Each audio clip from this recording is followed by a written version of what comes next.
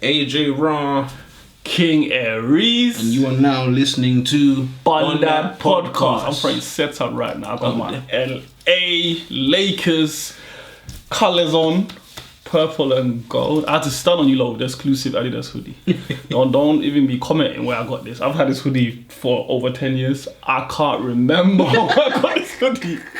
And in those 10 years, I've worn this hoodie maybe 5 times or some shit. Bro. Do you know what I mean? All I know is this is another one. You're not gonna get this nowhere. We stunning on these. So I didn't even mean it's accidental. I didn't even mean to. It's just one of them things. I was a big Kobe fan before everything that happened anyway. Everybody that knows me knows Kobe was my dude. So Kobe? If I ever had the money, I'm going to go get his stuff, his gear, his shoes, everything. So I'm gonna give a crazy Kobe Bryant story before we finish. Stay tuned to the end. Remind me if I forget. But before we go, I got the hoodie. The kick game has to be, gotta let them know. Gotta let them they see the bag, they see the strap. I'm feeling myself today. Hey, it's good. I had to get podcasts ready, so it's not bad. You feel me? Okay.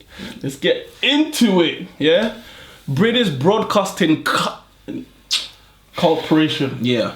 You lot know. I'd probably say before him what he was supposed to say, but here they are again, finding some way to offend us. I don't understand how you silence anybody that visually supports Black Lives Matter. It's more than just a movement, it's a statement, it's a stand, it's a point in time. And you take it upon yourself to feel the need to literally bar, stop and exclude anybody that supports such a movement, regardless of their color, regardless of their anything. That there lets me know where we are in terms of our importance, in terms of us actually mattering or not. This doesn't surprise me just based on the fact that the BBC has had a long history of ridiculing, of marginalizing, of completely disrespecting black people. Their last minstrel show was in the 1970s. 1979 to be exact. That was when their last minstrel show aired. What's a minstrel show? It's literally a show of white people dressed up in blackface mocking black people. 79? 79. That's 6 years before I was born. That's not that long ago. Do you see what I'm saying? I'm still very young. So I say that to say, here they are again in big 2020, where the straw that broke the camel's back, which was the string of deaths that's happened constantly throughout the year, has caused black people to be upset, to be in an uproar. Not to say that there hasn't been a history, but the concession back to back to back like that has caused people to stop what they're doing, to riot in the middle of a pandemic and bring importance to people that look like me, that look like King Aries. So what do you do as a company? Instead of supporting such a thing, such as the NBA, they're supporting. Other news corporations, I won't name them. You can figure out who they are. They're supporting high street shops, designer brands. Basically, everyone's supporting except them, the BBC. And that's my point. Once they did that, they let me know. Oh no, we're not wanted around here. Let me give them some context. The BBC sent out a letter to its employees, strongly reminding and advising them that they cannot support the Black Lives Matter movement, or, as they put it, any kind of political movement, because the employees have to stay impartial. And it's clever wording, because in that instance, they are now not putting themselves under fire to say, we don't want you supporting Black Lives Matter. They're saying, we don't want you supporting political movements, because we're a news organization, which is right, and you can't have a political stand to give an open news without bias, which is all right, except that in order to make themselves clean, they have to lie, because Black Lives Matter is not a political organization. Exactly. They have no policies, they have no political leaders, they have no elected leaders. It's Black Lives Matter is a movement and a statement saying that our lives matter. Please don't kill us. Stand up, don't shoot. It's not a political movement. Hands up, don't shoot is not a political movement. I mean, in order to be a political movement, you need to have officials, members of parliament, or some kind of influence in which you have designated people running a form of a corporation. None of these apply to Black Lives Matter. You need to have policies in place, as in not just policies as in your charter, as in your workplace, actual policies as in government. There is nothing political about Black Lives Matter. So to continue, thanks for that great point and adding context. Overall, they basically just drew their line in the sand, and they let us know that they don't want nothing to do with us. They don't want nothing to do with such a thing. They feel as if it's political. Imagine trying to take lives that are being slaughtered, that are being killed, people that are being oppressed, being ridiculed, and being taken the mick out of. Imagine taking that and calling it a political stance. Life matters. Oh no, you can't. That's political. Does his life matter? Because now is it political? Does your life matter? I mean, but that's political. I mean, you feel your life matters, but I feel your life matters. That's what political means. No, but that's how they sound. So when they send out a letter to all their employees to say that they can't support, what side are you really on? If you have a history of mocking us in the first place, and then when it gets to a point where this whole year has been centered around the execution of our people that look like us. And another thing is when they try and split up and make it seem as if it's a regional thing. Oh, well, that's only in America. That's not in England. Oh, that's only in Australia. That's only in Brazil. No. If I go to America right now and the police see me, they're going to stop me. And they might possibly shoot me. It doesn't matter about how black I am. You go down the road right now. This is what I'm saying. So police are going to stop you. So I say that to say the Black Lives Matter stance is not political. It's about life in general. It's way bigger than politics. So could you imagine a news organization trying to marginalize and scrutinize a people that's already been marginalized and scrutinized for eons, for millenniums? Because a lot of people get twisted and think this has just been going on for 400 years. No, there's a 2 millennia straight history before the 400 years Atlantic slave trade that's happened, and that has not even been documented as much as it should be, which means you have to go do your research. And again, I'm touching on these topics again. Again, I'm having to say that we matter. Again, I'm having to point out the fact that once again, that every single time we try and take a stand for ourselves and defend the fact that we've been brutalized, killed, scrutinized, right, stereotyped, and all of the above, and our people say, you know what, we really don't deserve this anymore. We really don't deserve to die. We really don't deserve to be caste-typed, stereotyped, and things of that nature. Stop doing it. It's a problem. It becomes political. It becomes a stance. It becomes, oh, no. So BBC... But this has been done before. This has been done before. I'm just saying, like, it really riles me up. And I've had enough. I've had enough of seeing them trying to use their form of intellect as a way to bend around what they're really saying. Yeah. Which is... Your life doesn't matter. Your life don't matter. And if you support it, we're dropping you out. Yeah. We're banning you. Because it was political when black people were asking to vote. And they used the whole thing of because it's a vote, it's political. Mm-hmm. Okay. It was political when black people were asking to enter certain restaurants or certain places. So whenever you want to get around something, you create a political atmosphere around it. Mm-hmm. Because then that's a good way to divide people and make it seem like you can take all the attention off the actual thing, which is Black Lives Matter. I mean, it's so clear. It's one of the, like, I'm sure Nike wish they thought it. It's Black Lives Matter. It's not BAME. It's not people. It's Black Lives Matter. It's so clear they matter. Do you know what I mean? And to try and now say, oh no, it's political. It's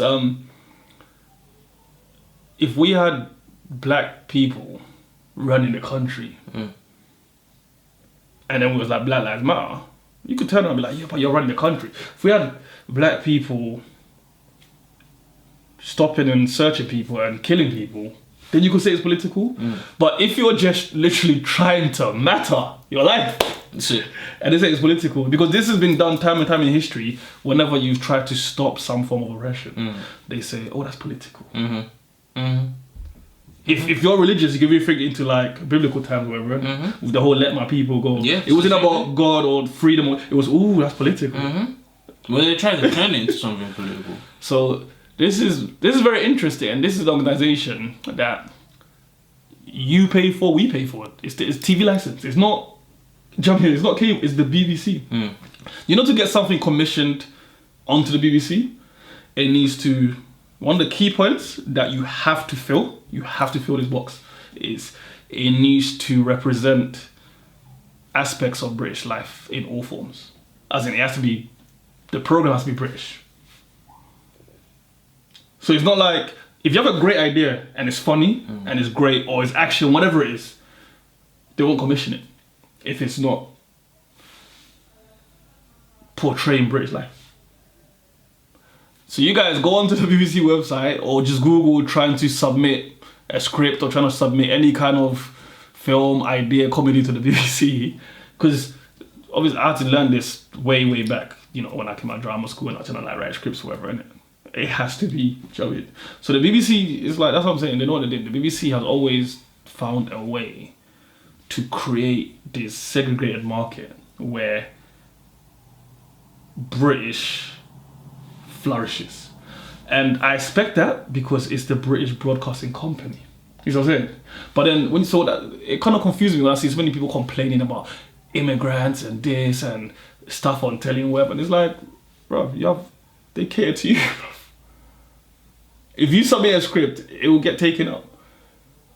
For me to I have to actually try and think like you or ask you for your ideas. Do you know what I mean? So it's like, it's very interesting, but then shout out to Sideman, yeah? Big shout out to Sideman, because seeing this letter makes me think there's more to the story of his resignation. So if you don't know, Sideman, comedian, creative, works at the BBC, left his job at the BBC because he said he couldn't stand working for such a place with such ignorance, and he just felt like it was being very racist. And this was over a BBC reporter using the N-word in a broadcast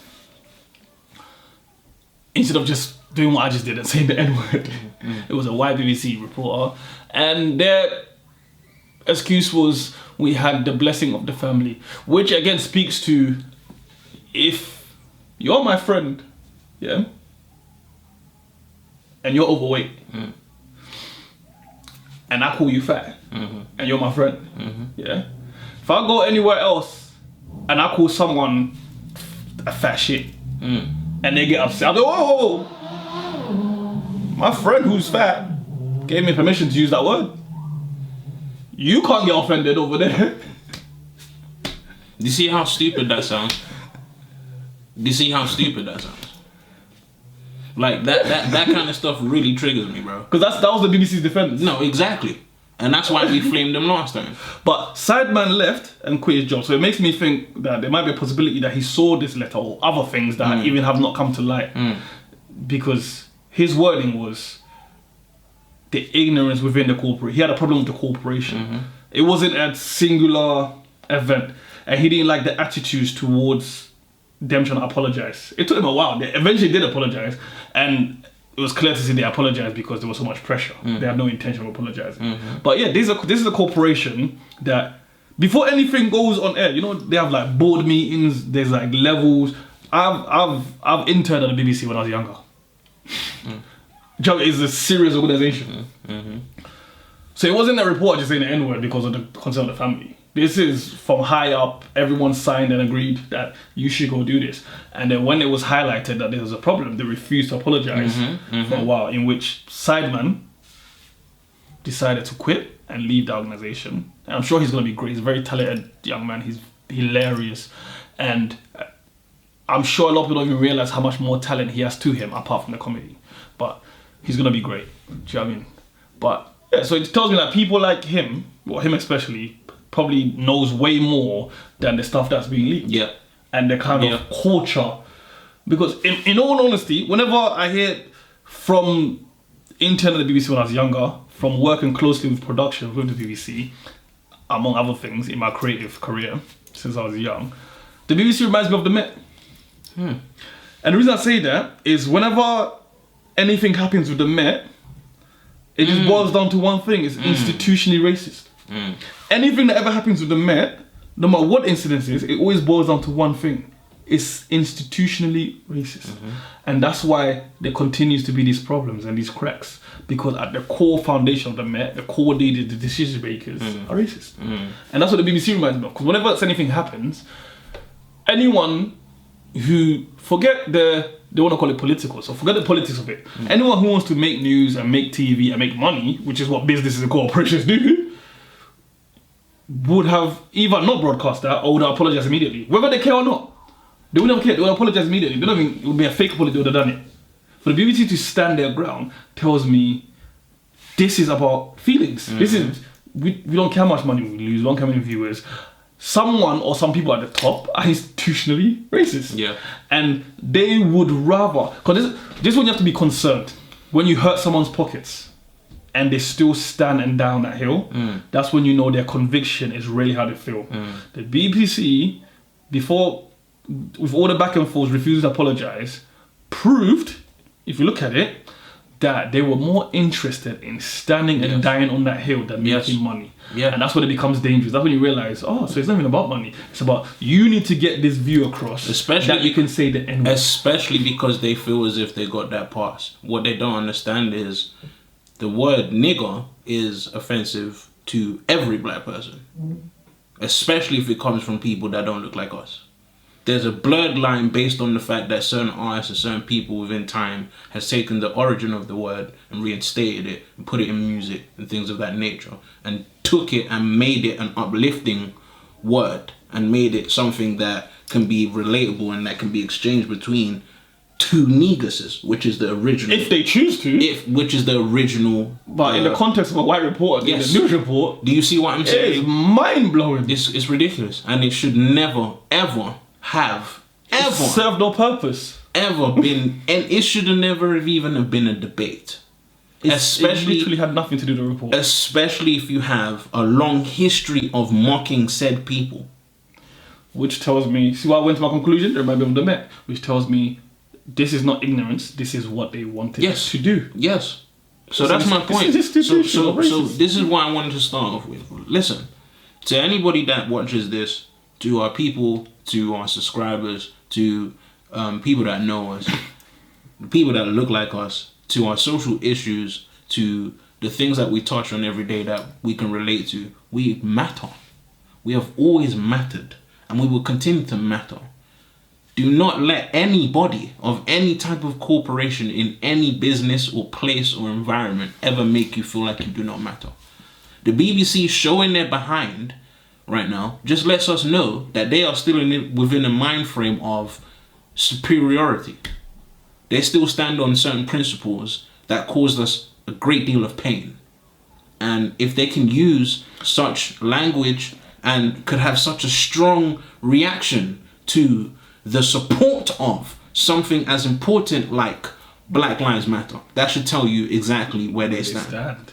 And just based on that alone, there shouldn't just be a 24-hour boycott because people are boycotting the BBC. People are boycotting the BBC? Yes, on Wednesday. I've been boycotting the BBC for years, unintentionally. They said Wednesday, that's the boycott day. Listen, this is the only and last time we should ever hear anybody supporting. I don't care about BBC One Extra. I don't care about any of the sub-shows or any of that stuff. That needs to get cut out. All the fire in the booths, the Charlie Sloths, all out. Cut off. All of that stuff. Because, again, like King Aries has just told you, an institutionalized racism, which means infrastructure, which means the core, the base, how they built that company up, and the people in charge making the decisions, okaying these things, are the racists. So, of course, it's going to trickle on down. Look how many, if we really break this down, how many black reporters are in the BBC? How many black DJs are in the BBC? And that for them. Right? Especially how many black engineers? How many people do you know that look like us that wholeheartedly support such an organization. You can't name 50. You can't name 20. But yet they felt the need to write a letter. But that's my point. That's crazy, right? That's my point. Like the stance that they took, the energy that they had for such a thing. Listen, don't be fooled. I don't care what they do after this. And that's why they did the political view. It's not just Black Lives Matter, it's only political organizations. Because remember, they use their words and the intellect that they were taught by us, which is another thing that they will never speak on. The fact that knowledge came from us, especially in a time where they didn't know that we knew much more than they did, which is how we taught them in the first place before we were colonized, etc., etc. But I digress, but it ties in anyway. This is about them showing their behind and letting us know that they do not care about us. If such a word and if such a phrasing and if such a thing can be something that they choose to stand on, if the stance of Black Lives Matter, the importance of such a thing in a time where we're being slaughtered every day, where there's unsolved cases that have been closed, that the police and the government and people of that nature won't touch again, right, has been highlighted based on the Black Lives Movement, and people within your community, within your company have chosen to support such a thing because it's important. Have you seen any outward support of Black Lives Matter on the BBC? No. And that's my point. Like, no, they're literally telling you not to do something that you're not doing. But just in case you're thinking about doing it. Yeah, this is their stance. Listen, just in case you're, because I've not heard, correct me if I'm wrong, because I don't watch the BBC. I'm on the internet, I'm on YouTube, I'm on like, Netflix and all that stuff. But I've not heard or seen anyone talk about, oh my God, the BBC today was really on some black. I've seen the NBA. That's my point. They're saying, don't you even dare think about it. Right. So to finish my point, after the context again provided by King Aries, listen, they've showed us who they are now. If it wasn't something that you didn't research before, like I did, which I had to do because it was based on my dissertation, yes, we're very smart people who went to uni. This stuff and the mockery and the misrepresentation of black people within Hollywood and within television and film history, which is what I actually changed my dissertation to, and I had to research this stuff. And who came up? The BBC and their racist past. And the fact that they're still standing on certain principles that were highlighted, that oppressed us back then. Imagine the image of a black person being imitated and mocked by somebody that's not black in any sense. Imagine the image and the representation of a black person being mocked in general, being broadcast live, generally speaking, in an island that's predominantly white in the first place. So I say that to say, my people, our listeners, our subscribers, and anybody else that tunes in or that knows us personally, stop watching BBC, stop watching The Fire and the Boost, stop watching anything, stop watching BBC or listening to BBC One Extra.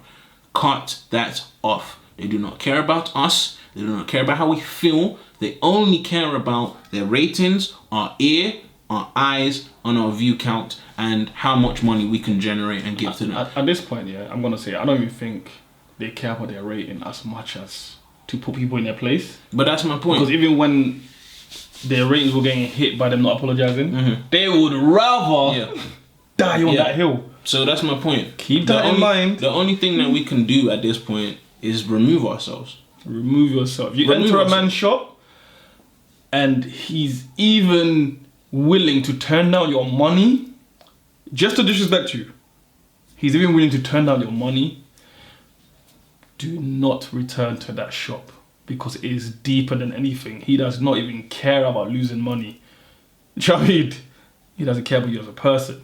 And that's what the BBC is doing right now. So that's my point, my people. Enough. We don't gotta be mad at this. We just have to withdraw ourselves from the situation. But so that's why I wanted to finish. I just wanted to finish that out. Obviously, we're gonna flow into the next one, but I just I'm still going. I just wanted to finish. That's my stance on it. Take yourself away from that situation. I don't care how many artists they bring on. I don't care how many songs they play. I don't care about what they, because that's exactly what they're doing. They're dangling the carrot in front of what? In front of the animal to get you in the trap. And the trap is to disrespect you and the fact that you're going towards the disrespect. So imagine somebody disrespecting you, and you see that they're disrespecting you, you hear that they're disrespecting you, and you go towards the disrespect, and you go in a place where it's an open, regular, common thing to be disrespected. I don't think so. I really don't think so. So I'm not going to wait until Wednesday to boycott the BBC. I'm not. I wasn't watching them before, but I'm publicly making a stand. I'm saying that I'm with him on this. I've been watching the BBC in years, but now I'm intentionally not watching the BBC. And I'm telling my people not to do it. And that's my stance on it. I'll go back. My bad. I just wanted to finish. Yeah. That's my stance on it. That's all. We don't have to take this, We don't. Period. Go ahead, bro. So I'll go back because one of the names he mentioned was Charlie Sloth. So let me clear it up because I don't want to rile up our listeners against Charlie Sloth. He seems like a cool guy. He seems like he's down. He was just naming DJs. So he didn't say cancel Charlie Sloth. He used him as an example, as in that's a show on the BBC. So Charlie Sloth seems really down, really cool guy. I've seen him take, some big strides and big steps with artists. He just seemed like a really down brother. So big up Charlie Sloth. It was just, he was using him as a show, as an example. Second of all, a really important point that I read that I want to share with you guys is that when Sideman decided to leave the BBC because he just felt that he can't work for a company like that, there was a rebuttal of that where someone else said if they were in the job they would stay, or they're actually looking to try and get themselves into there. And the reason I'm making that point is there's another view where it's like I've read a few people saying they would rather try and go in there and change things from the inside and leaving. So there's like another way, and this is just to make the point that black is not a monolith, because there's something the BBC does. Black is not one way. Like, we have to agree, disagree, conversate, and just open a dialogue. So me personally, I'm openly on the Sideman stance. Like, I would leave. That's me right now, today. Shut in? That's us. That's just today, right now. But I can understand the other point of black people working there who would not leave and would want to raise hell and try and cause change from the inside. That's not my stance, but I can understand it because black is not a monolith. It's not you're with us or you die. It's not one way. It's both sides are trying to change and fix the problem. You may not agree with one of the sides, but we need to be together. So as much as I support Sideman for his decision, because that's what I would do, that's my stance, I support the black people who are currently still at the BBC and who are saying, you know what, this is not right, and we're going to take legal proceedings, or we're going to raise hell, we're going to cause, we're going to make it uncomfortable. I support those people too equally. Do you know what I mean? Because my only interest is to see this come to an end. I don't care which way works. I just want it to work. Because the end goal is Black Lives Matter. So as long as the end goal ends with our lives mattering, I'm not interested in any petty side taking, because that's something these corporations love to do as well. They try to turn us into a monolith, into one way. And that's the thing they did with we had permission from the family. That makes us a monolith. That means that the family speaks for us and the family speaks for all black people about that word. And this is what they do. Because when it comes to other groups, they don't do this. The BBC refused to publish Wiley's tweets because they felt they were anti-Semitic and offensive. Because they see different groups and communities as variations. But like many companies and corporations, the BBC sees black as a monolith, as one. If one black person does it, one black person says it, that applies to all black people. If one black person is okay with a word, or a family is okay with a word being broadcast, then we don't mind risking offending all the other black people who have families and are not okay with that word. And this is what corporations do over and over and over. And this is me making a plea to the viewers and listeners that I see, because behavior is learned, I see a lot of my people learning this behavior. So I see a lot of my people acting in the BBC, whereas if they have a stance on that word, they now become the end all and be all. See what I'm saying? So just remember, black is not a monolith. We have conversations among us, with us, about us, and then we decide. And even when we don't agree or whatever, it's between us. Yeah? We don't let these corporations and outside influences speak to one of us and take a decision there that affects the whole community. This is dangerous, and this is something I see a lot of black people around the world allowing to happen. You need to be able to have variation within your blackness so that you can represent all black because all black lives matter. Yeah. You can't just say, not to cut you, man, bro, but you can't just say British Black Lives Matter. You can't just say American Black Lives Matter. You can't just say Australian Black Lives Matter, or African, or anywhere. It's every Black Life Matters. Yep. So everywhere. Yep. So we need to support our brothers and sisters where we can, when we can, and try to understand what they're trying to do. Because that's what's so important. When people are actually trying to do something, you can't be sitting on your couch and creating roadblocks for them when you're not doing something. Just because you disagree with what they're trying to do. No. Try to understand what they're trying to do. Try to open conversations. And then if you can help, try to help. Because if the end goal is to fix the situation, then you might be able to help. Then again, by having these conversations, again, these explanations, you decide this is something you do not believe in and you don't think this is the right way to go. So what you do is you put that energy into what you do feel is the right way to go, and you try and support that.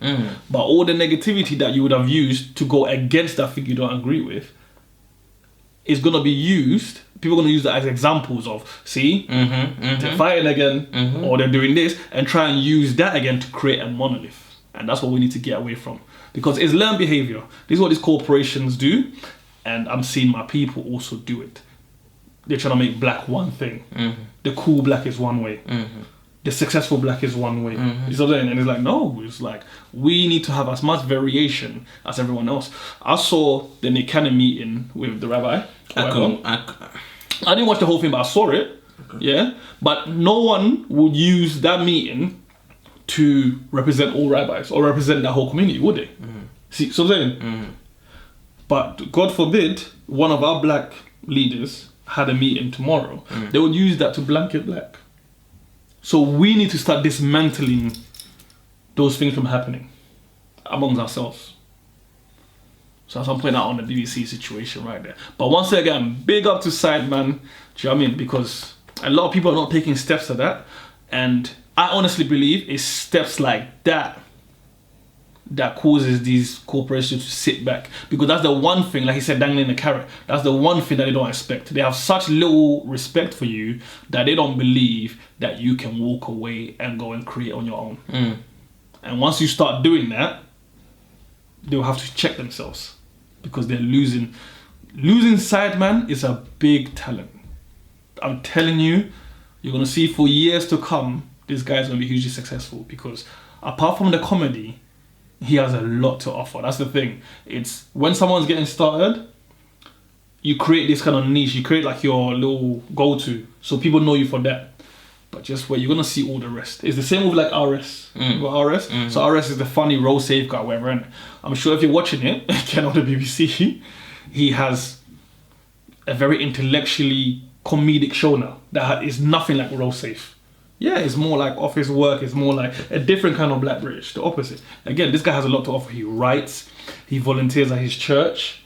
You know, I don't want to butcher his name, but it's Imhodi Kayode. Wow. Yeah. Coyote. And yeah, he volunteers at his church. He mentors young people. He does writing sessions. Do you know what I mean? But again, if you was to only watch Roll Safe RS, which he almost got limited to, you wouldn't realize the wealth of talent he has. And trust me, Sideman is another one. It's another one of that. Big up to Sideman. Do you know what I mean? Big up. So let's segue into a question. Toxic masculinity. Yeah? You take this one. Yeah. Alright. Do you know where toxic masculinity comes from? The term. Are we just talking about based on my own understanding? Yeah. Or, well, based on my own. You know who like coined it, like where it came from? This is such a like. I feel like I'm tiptoeing already, but I'm just gonna say it. I feel like the word toxic masculinity comes from the womanist and the feminist empowerment movement based around the Me Too Act, and when women are using certain examples of molestation and violation. Pause right there. So, to clarify, you feel it comes from the feminist movement, and they coined it to use it to describe basic violent and sexual acts against women. Crimes, yeah? Yeah. Perfect. Because that's what most people will think, and you're wrong. Why you set me up? No, I pause you there because I'm going to get you to continue your point. Keep those points. Because you're wrong, but at the same time, so you're all wrong because you all agree with what you said, and I'm sure you did, don't lie. But at the same time, you're right. Let me tell you why you're right first before I tell you why you're wrong. Go on. You're right because the term toxic masculinity has been used to highlight aggressive, violent, and sexual crimes and instances against women by the feminist movement. Yeah? But the reason you guys are wrong is because the term has been hijacked by the feminist movement. The term was coined in the 1980s by a men's movement against the feminization of men and trying to empower and embody men to have the right tools and masculine attributes to be better husbands and leaders and warriors and protectors for their environment, for their sons and daughters and their wives and their community. And I like my viewers to do some research. I'm not going to give you all of it, but just type in toxic masculinity origins and Google it. So they used to do outdoor excursions with men in the wilderness and teach them skills and bonding and focus on all the great masculine traits of leadership, strength, physical and emotional, speaking to your emotions, understanding others. All those positive things is what they use it for. And they were teaching these men to stay away from toxifying their masculinity and focusing on being withdrawn and trying to achieve physical, mental, emotional, or community goals on their own. So it was to highlight in yourself to find ways of empowering you as a man to be a better man for the world and to make you aware of when you're toxifying these masculine traits. That is the origin of toxic masculinity. That's amazing.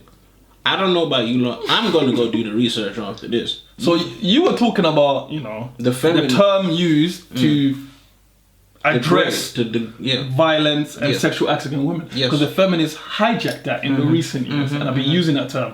In fact, majority of feminists, if you ask, would think that is their term. If you're a feminist and you're watching this, you're probably either disagreeing or mind blown by what I just said.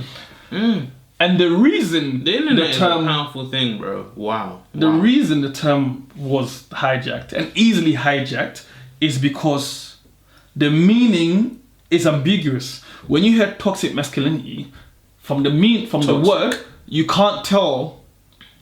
Now you think it's just negative, but before, when you heard toxic masculinity, if you haven't heard about all the rapes and stuff now, just listen to those two words. You can't tell if it's going to be positive or not. It's just toxic masculinity. It's two words.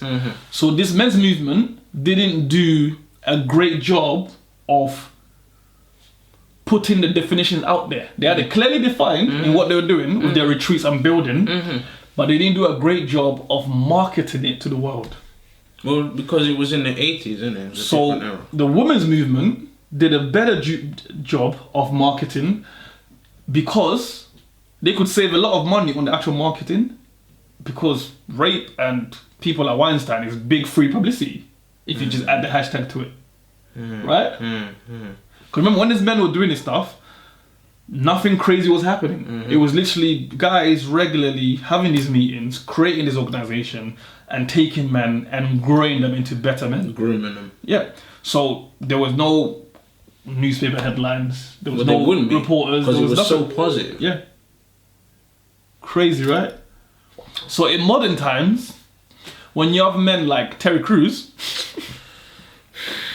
who are using the term toxic masculinity in the feminist way, and when I say feminist, definition of it. when I say feminist, because it's not positive or negative, it's not good, but I'm saying in the feminist way, as in the feminist organization, society, whatever they refer to themselves as, are taking the hashtag and taking the word. So when men like Terry Crews use the term toxic masculinity in that way, and they're talking about, like Terry Crews talked about how he grew up, his father wasn't very open with him, he just, was rough, and he decided to, Terry Crews said he decided to change and be more open and, more understanding, whatever. He's actually using the term toxic masculinity, but he's working backwards, because when they're talking about the negative stuff, yeah, and they're calling that toxic masculinity, he's actually wrong. Yeah. When he's talking about the work that he's doing to himself and improving, that's what the organization was building. That's what toxic masculinity was. That work on yourself, that highlighting that toxic, Highlighting the toxic masculinity. and working to build positivity in yourself. Right. Toxic masculinity wasn't a hashtag. It wasn't just a saying. It was work. It was work by men looking at society, looking at the perceived power they held, and looking at how they could improve the world around them because they were not happy with what they were seeing. And then they were getting other men to jump on board and agree and put in the work and literally go into like the wilderness with men they did not know and build bonds and learn skills and learn trades and come back in the community and give that out and promote those skills. It's almost like what we're doing with our podcast. Yeah. So this is a great example. This will be the equivalent of BunDat podcast. Right. 30, 40 years from now. Someone creating a hashtag and calling it BunDat podcast. And on this podcast, they're just clips of us saying Bun Boris Johnson, Bun the BBC, Out of Bun context that, clips. and just saying this was a negative podcast Right. of aggressive men willing to get pitchforks, set them on fire, and burn people. If you look, what episode is this? 14, right? Yep. We are 14 episodes deep, man. If you don't know what we stand for now, then you really need to. This is why the internet's a great thing. This is why I add the playlist to my own YouTube channel. This is why I continuously update my own playlist. Because every episode you get another drop and another drop and another drop of what we represent. If you don't understand by now that we're not coined or boxed into one thing, then I don't know for you. Oh, they're gonna learn. Do you understand what I'm saying? Like, we're not a niche-based podcast. We touch on everything because we're not people that are just good at one thing. We're good at multiple different things. Do you understand what I'm saying? And when you put two talented people together, it becomes a whole big thing. It becomes full circle, like the light that we're sitting in front of. Ooh, I like that. Right? So I say that to say, listen, the reason why we go so hard for our people is because there's nobody out there doing the work. I can't think of one podcast that highlights social injustices and certain issues that we touch on almost every podcast. Consistently. Every episode we touch on this thing. And we're not doing it for extra points. We're not doing it for brownie points. We're not doing it because we feel like, oh yeah, if we do it. No, we're doing it because something needs to be done about it. If we had enough power, if we had enough pull, if we were bigger, this would be a charity, an organization, it would be a thing. Do you understand what I'm saying? Am I making sense, bro? 100%. So I say that to say these are the grassroots, these are the seeds that were sown, these are the things, and the people that watch get it. Like, we have to speak on these things because our icons, leaders either aren't speaking on them, or when they do speak on these things, they get gagged. Let me touch on that before you continue. This icon leader thing, yeah? Because Brother Malcolm said it best. Because again, you know, I say they like to put us in a box, they like to make us a monolith. There is no other community that when justice needs to be served, things need to be done, speeches need to be made, that they go and find entertainers or athletes. It's only in our community. In every other community, look at the kind of thing. They want to find a rabbi. They'll find scholars. They'll find science. They'll find engineers. They'll find experts. They'll find policymakers. It's only in our community that when our lives matter, they want to interview an entertainer or an athlete. And let me just say this. I'm not taking anything away from entertainers. We are entertainers. And we speak eloquently. Because we can. But I'm saying, when it comes to actually drafting policies, they shouldn't say it's political. It's not political, but I hope one day it does become political, because when they can draft policies and they can make certain things illegal, then there will be more expected penalties for certain things that we see happening to our people. And when those things get drafted up, yeah, as an entertainer, I wouldn't mind consulting or being involved, but I would refuse to be the vocal or the head of that. I would want a policy expert from the community. See what I'm saying? But they intentionally go out their way to try and make our voice the voice of the entertainer. Which tells me that's how they see us. My words exactly. Number one, and then also the opposite. That's how they want to see you. Which explains why letters like the BBC letter exist. Because they see any stray away from that dangerous. That's power. So that's why they'll feel the need to draft an organization that has no outwardly Black Lives Matter supporting or nothing. To draft a letter like that says, oh, we need to make sure we keep them in check. You see what I'm saying? Make me sick, man.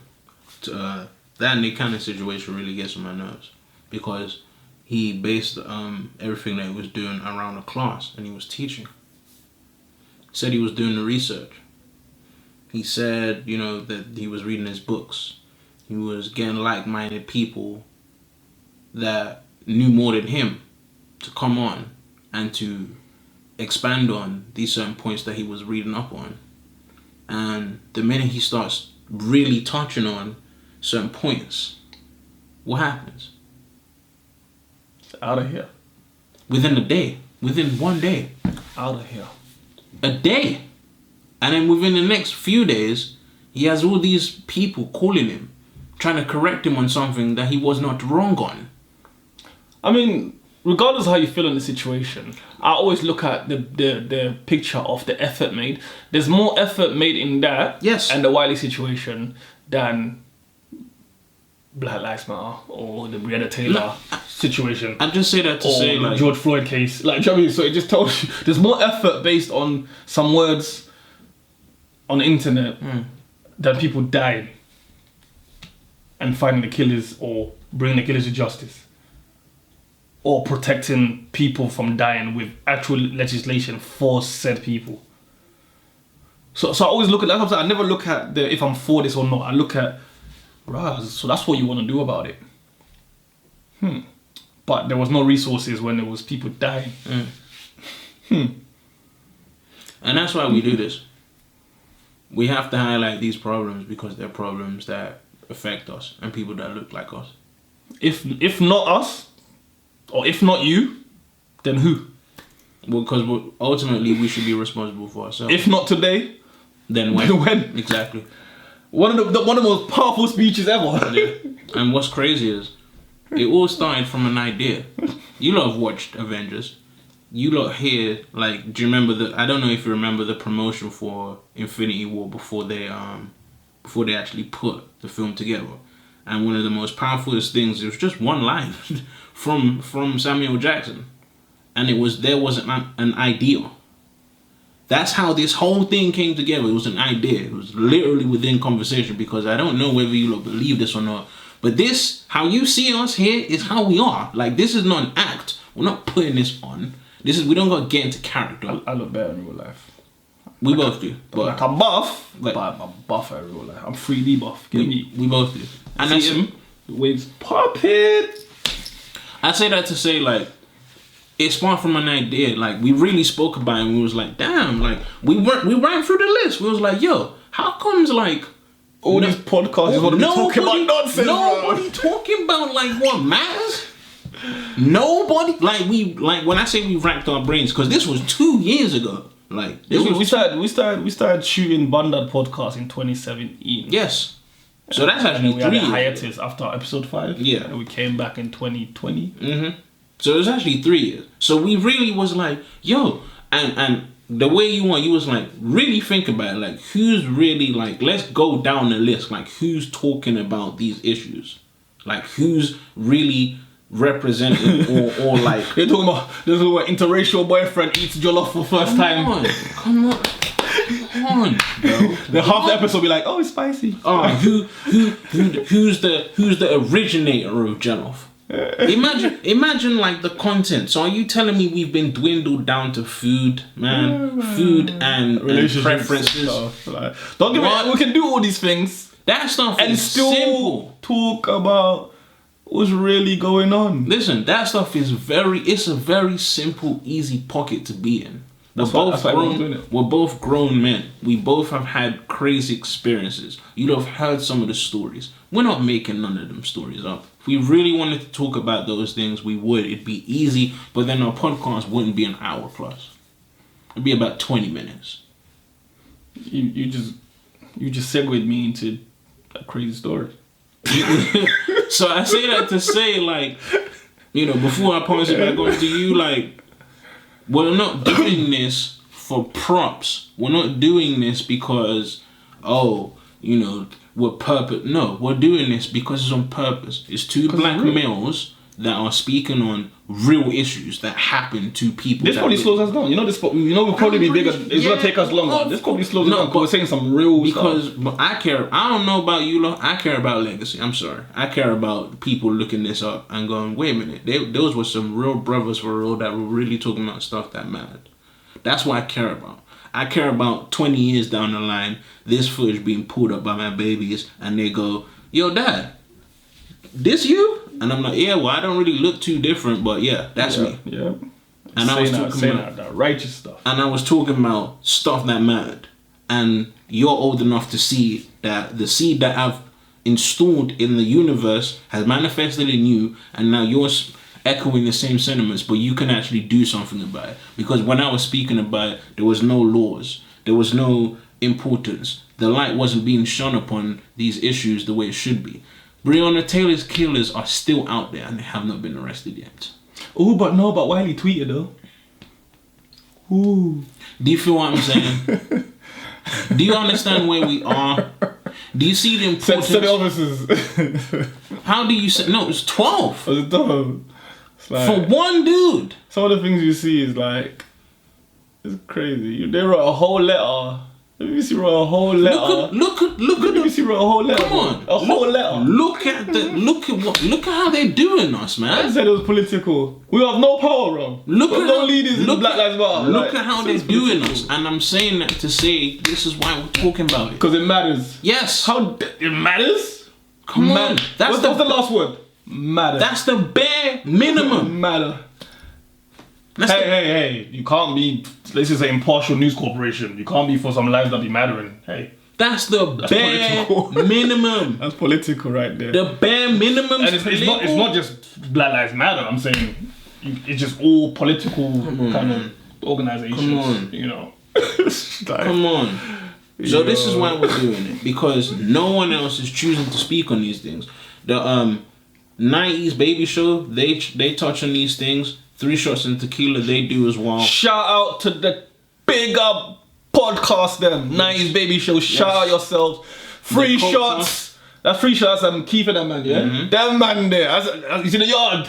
Shout out to man like Keith and the gang. Come on. Man and there. The culture with Lippy and all of them. I like Lippy, you know. You see? Lippy, rah. He just goes. Passionate. Shout out to everyone doing their thing. Shout out to everyone trying to move But the look at culture that. forward. And you see how different they are. We're not a monolith. Not only that, but look at what we named 3.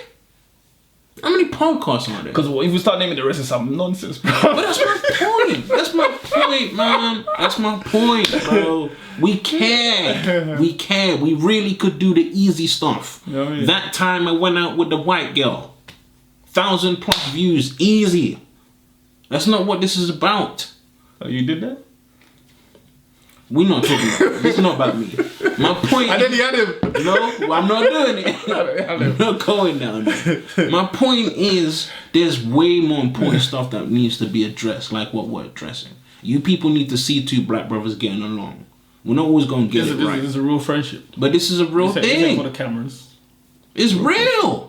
You can't pretend this, like, you can't make this up. You can't ask the people that know us, like, Yeah. our energy ain't no fake energy. We don't gotta put on no YouTube. That's another thing. YouTube voice. What? Hey guys, welcome to BunDat podcast. What? It's King Aries. Let King Aries come in and sit down talking about, hey guys, welcome to. Hi. Have you seen the ones that act really crazy? Welcome to them people there. Bro. I'll be changing What? I'll be deleting the whole. What do you mean? Pause. Yo. Nah. But Come on. So that's what I'm saying, like, but anyway, that's the end of my point. That's what I wanted to say, like, and that's another thing. You notice how we're always elevating, he allows me to speak. That's another thing. Freedom of speech that isn't free anymore. I don't have to agree with it. But I'll be damned if I angrily disagree with my homie on camera. How? You can't do let that. me find out what you should say. Like, let me. You gotta let him speak, and that's another thing. Like, we're too quick to be first, like, in everything. So that's not the black way. Why you gonna say that, bro? Come on. It goes back to the monologue thing. He's gonna have different opinions than me. We're not the same. I'm crazy with it. We're not the same. I'm crazy with it. But we can relate, and that's the difference, and that's the fine line that these people don't understand. We relate in pain, in oppression, in suffering, but we also relate in joy, in compromise, in different music, in art, in culture. We can relate to those things. Yo, this man's listening to Drake. He listens to Pusha T. So Drake? we not going there. This man's listening You listen to Pusha T, bro. Drake in the new news when he crying. I don't care. All I know is Pusha T. I ain't seen that. I saw a screenshot. He was crying or something. I don't know. All I know is Pusha T supposed to I be never some watched the video. drug kingpin. I mean, I like Drake. He was in the Chris Brown video. I liked it. He challenged Chris Brown to a dance battle. You see that? Look. You see that? Then he started Drake started Look here. pop locking. Look, it's not about Drake. My point is, we're gonna have disagreements, but it will never be bigger than the social injustices that happen to our people. That's why we're talking. And about keep that in mind with each other. Do not let anyone use that against you. Your differences are not bigger than your similarities. Do not forget that. Go ahead, bro. So we're gonna segue into some really important stuff now. True story. So this afternoon, yeah, I woke up. Go ahead. True story. This afternoon I woke up. We're naming this segue. I've had enough of this. Story time with King Aries. That's what we're naming it. So this afternoon I woke up, yeah. Whew. Woke up nice. Because earlier this morning I went to gym at 6:30. Woke up at 6. Leg day, part 2. All strength training. Ooh, yeah. Lifting and stuff. Crazy. Y'all don't know about early morning workouts. So I went for a nap. I woke up. Ooh, silk sheets and all that. Came downstairs. Fine ass girls. Went outside. It was sunny. Crazy. Yeah. Had a Lambo there. Ferrari. Yo, I had a good day. But something didn't feel right. Inception. I have a weird ability, unlike most people, that I can tell when I'm dreaming within the dream. So, because you know in a dream you see a Lambo, you're like, yeah, man, I've been had a Lambo. Yeah. Right. But something didn't feel right. There was too many fine ass girls in the house. The sun was too hot. So I'm like, yo, this is a dream. And I ain't trying to wake up right now.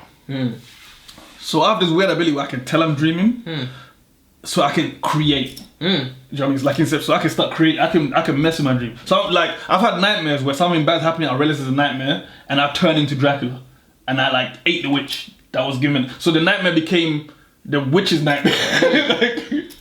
So I can like change stuff. So yeah. So it's like I'm saying. I'm like, man. So I made the house bigger. Yeah. That's exactly what you would do. So I made the house bigger. This is what you do. I put a pool in front of the Lambo so I had to swim to it. Yeah? And I made every girl the same girl. But there's loads of her. This don't surprise me. Keep going. But it's crazy. So it's like, but the problem is I don't always remember my dreams. I rarely remember my dreams. So when I woke up, because I remember I set my alarm for 2. Because I had to get ready for work for the afternoon. But I woke up at 1. There was like some drilling outside. Messed up I was enjoying it. I was creating. I was living it out. So some drilling and I woke up. But I rarely remember dreaming. When I woke up, like this whole day I've been thinking about this dream. Right. Which is rare. And I can remember like every detail of the dream. Like from me waking up. Because that's how dreams get you. Because my dream started with me waking up, that makes you think you're sleeping. Do you know what I mean? So that's how you usually don't realize you're dreaming. If you wake up, then you think, oh, it's real. But it's, although I woke up, I was like, nah, this ain't real. This didn't mean how I wake up. Silk sheets, come on, really? You said silk sheets. I said, okay. How you gonna sleep on that? Yeah. But yeah, so it's like, yeah, dreams are interesting because it was like, as the days gone on today, there's nothing really within that dream, from the pool to making the house bigger, to the sports cars, to the fine woman. Because remember, I turned the fine women into a fine woman. There's nothing in that dream, even to the silk shirts, is actually far-fetched. I knew he was going to say that. Which is crazy. How I knew he was going to say that. Go on. So these are all things that subconsciously I'm working towards, and I feel I deserve, and I'm comfortable in saying I should and I will have these things, yeah? But it was all a dream. It's not real. So me waking up was like, damn, it was Egyptian cotton. Don't get it twisted. I still woke up on nice sheets. Don't get it twisted now. Do you know what I mean? But me waking up to that drilling, you know, to a Ford Fiesta that I share with my sister, just made me realize, you know, there's still a lot of work to do, but I'm on the right path. I'm still doing my thing, but nothing that was far-fetched. And I'm glad that I didn't forget the dream. I was able to remember it. But dreams are crazy because it's like, it felt so real. Yeah. I finally felt like all the work had paid off. Yeah. You know what I mean? Yeah. I felt like I was there. And then it was taken away from me like that. No, but then I don't think it was. To add, is again, that was your subconscious. Remember when we dream, like, it's still us. It's just a deeper version of us, right? And I say that to say, like, your ability to create within your dream means that you don't necessarily see limits. You've been able to posterize people when you shouldn't be at a height to posterize people. You've been able to jump out of this world before you even knew how to control how to jump. You've been able to constantly break your limits and overcome things and do things that people say that you can't do. So I say that to say, within yourself, you see yourself constantly overcoming and being bigger than people's imagination, probably even more than your own at times. So the reason why it doesn't feel far-fetched is because it's something you know you're putting in the work to go and get. So it's not necessarily taken away from you, but it's put in delay because you haven't got it yet. Yeah, just letting me know, like, yo. It's you telling... Finish that verse. That's it. It's you letting yourself know, like, I keep going, I'm gonna get there. But it's crazy, like, you had a crazy dream recently? Or a memorable one? Because that's the thing, they like to escape you once you wake up, innit? Oh, man. In recent times, no. But one thing I will say is, sometimes I can actually interpret my dreams. And that's a crazy part, you know what I mean? So that's why I'm telling you right now. Because I just told myself, man, shit, I'm crazy. No. I look back at my dream like, you know. I realized I was dreaming and then I did some shit. I'm crazy. No, you know. That's what I say to myself. But I say that's what I just did. Like, that's the higher power. That's God letting you know. Keep going. You're gonna get there, but you just gotta keep going. Do you know what I mean? Do you know what I mean? Because dreams can definitely turn into reality. I watch Inception, and one of the catchphrase lines is, "You mustn't be afraid to dream a little bigger." Cause that's my thing. That's like my problem. That's my thing. In my dreams, it's like all bets off. So I'm gonna hit you with this horror one that I touched on. Go ahead. Alright, so Shout out to Inception. I'm gonna watch that as soon as you get off. I have this fear in dreams. One fear. Where I don't like being trapped, as in I can't move. As in, I mean, it's either sometimes I'm tied up, sometimes in a room, wherever it is, I can't move my hands and legs. Shall I be? And that's like my thing, where it's like, so whenever I'm in a nightmare, that's what the creature, whatever it is, gets me with. That I'm basically paralyzed. Stuck. I can't move my arms and legs. So this specific dream, I'm in some castle. So immediately I'm like, oh, this is a dream. Because I would never be in some dark Transylvania castle. No black. That ain't me. This is why I hate I ain't horror traveling there. I ain't going there. It ain't happening. Hate horror films. Get the hell out of here. Yep. So immediately I was like, oh, this is a dream. But you know, you have that fear, that eerie. You know, a nightmare, you know you're in a nightmare before anything happens. Yes. But a nightmare is a feeling. Yeah. It's not good. Yeah. So then this witch comes down. Do you know what I mean? And I'm saying like crooked nose, like she's not even like, it's not like a movie dreams, they just get straight into it. She's like, oh, like for whatever reason, because they never have a reason in dreams, did it? For whatever reason, I'm gonna kill you. Like there's no backstory, no dream. Like, can we talk about this? What did that do? There's no backstory. The witch showed up and she's trying to kill me. She's on top. Like, someone needs to, maybe we need to do it when we get funding. Someone needs to make a dream into a movie straight to the point. That's like, it. She's like, I'm a witch. That's you it. ain't. You gonna die. Get out of here. You can't reason with me.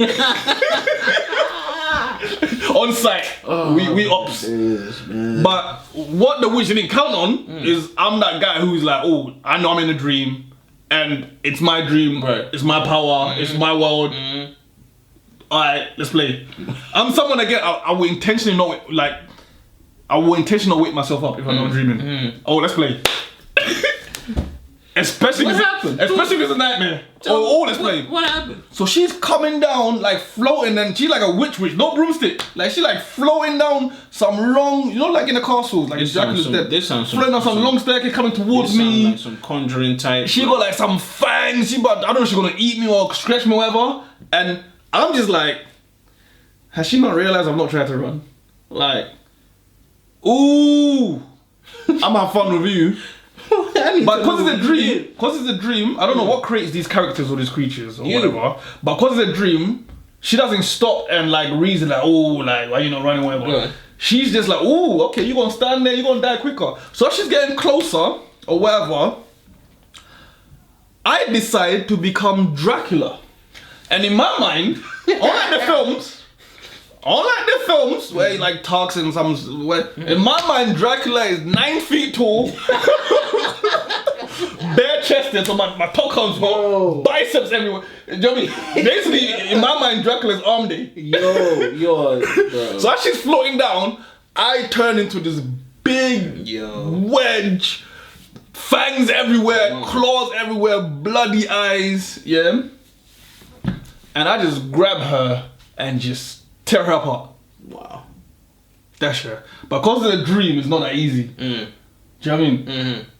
And I just say it's your subconscious or whatever. So because I tear her apart or whatever, and then she turns into 2. Okay. I'm like, oh, more fun for me. Right. So I eat both of them. And it's not like the I don't just swallow them. I don't just swallow them. As in... Are y'all hearing it? Are you not hearing it? Because it's a dream, I know I can't go to prison for this or whatever. There's no laws, there's no rules. So I chew. Both of them. I chew. I pick out my teeth. Some real evil shit. I'm like multiplying them acids. Okay, no. Yeah? Nah. Then when I finish that, it's a 9-foot dragon. when I finish that, now I'm 9 foot. The doors are big. I burst through the wall. I walk outside, and I'm like, I'm gonna explore this world, this dream. I'm gonna see. Basically, I ain't gonna lie to you. I was like, I'm gonna just find more creatures to eat because they're evil and it's allowed. So I'm like walking. I'm like the only Dracula that's not flying. I'm like walking like giant. do dragon steps. And I'm just walking around, like, I see a werewolf, I stomp him out, I eat him. Like, I'm just eating. Do you know what? I went to bed hungry. So I wake up with this dream, and I'm starving, I'm a bit dehydrated, I'm starving or whatever, and I went to bed hungry. And what should have happened, like in a normal nightmare, she should have chased me and tried to kill me. I woke up all scared or whatever, then I go eat. But basically, I just turned around. I went to bed hungry, and I just ate a bunch of evil creatures in this dream as this 9-foot super hench Dracula. Then I calmly woke up when I got something to eat. That was my dream. that was what was supposed to be my nightmare that turned into just... Story time with King Aries. That's what I have to say. I don't know what, like... That's why I wake up sometimes, I'm like, man, you crazy. Yo. Because I remember that one. Like, I remember everything I did to them and everything. I was like, rah, like... That's crazy. I was just eating werewolves and witches. Y'all let me know in the comments if you've had anything similar to that. Because I've never dreamed anything like that. I'm about to lie. No? No. I've never been a 9-foot wedge Dracula before. Hey, don't be scared to dream big, man. Shout out to Inception. Shout out to Inception, bro. Let's get to the BunDat section, yeah? Alright, let's do it. So, the BBC, yeah? Open letter to employees and stuff. BBC? BunDat. Don't try about political. We out of there. Don't try it. We out of there. Don't try. Toxic masculinity being hijacked by the feminist movement, which wouldn't be an issue if they highlighted who coined the term and what the term was actually used for. But just highlighting it, using it as a hashtag, just to use it against violent rape, like serious things that should not happen. You know what I mean? Serious things that should not happen, but just using the term toxic masculinity to define those serious crimes. Sick, bad people. Serious crimes. And not at any point saying, this is actually a term that we borrowed. I'm not going to say stole. We borrowed from a men's movement. And this movement is against all these things and about growth and development. Wow. So toxic masculinity being hijacked by the feminist movement. BunDat. Yeah. My God. And 9-foot Draculas. Hey. that go ahead and munch everything in sight. Evil creatures, man. Yo, I don't care. You can be on your own. BunDat? I never want to dream about that. You ain't look. I'm telling my subconscious now. Listen, and anybody that co-signs this in the comments, BunDat, bun you, bun your dreams too. Okay, yo, I've had enough. You gotta dream big, bro. You know, look. Okay, no, you don't get to Yao Ming Dracula and then blacken it up, and then you talking about some. I enjoyed my nightmare. No, BunDat, BunDat. I don't care. Yo. That's mad. Yo. But yeah, I guess that's how we ended it. Yeah. Yeah, I've been AJ Raw. King Aries, aka the 9-foot Dracula. Oh my God. If he starts this, you better not turn this into a That's the end of it. Y'all been finished just listening to BunDat podcast. We out.